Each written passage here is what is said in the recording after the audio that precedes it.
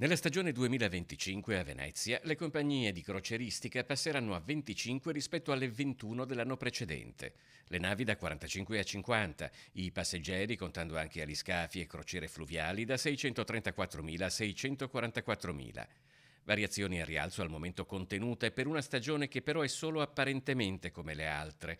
Con il rinnovo della concessione a VTP Venezia Terminal Passeggeri fino al 2036, infatti, dopo gli scossoni del Covid e del decreto Draghi, gli enti che compongono il settore possono avviare una programmazione decennale su quello che sarà il futuro della croceristica a Venezia. I lavori sul Malamocco Marghera, sul Vittorio Emanuele, sulla nuova isola dei sedimenti che è, ripeto, un patrimonio della città, e poi la stazione a Canale Nord, lato nord, stazione crociere, che come le altre opere sono tutte parti del decreto 103, che ricordo è un decreto per la salvaguardia della città di Venezia. Il piano complessivo di investimenti 2025-2036 supera i 28 milioni e mezzo di euro e prevede anche il rilancio di Chioggia. Cercheremo anche di modificare l'offerta e le tariffe in modo tale da riconoscere a Chioggia quello che gli organizzatori e gli stessi crocieristi cercano, cioè una localizzazione, una località molto particolare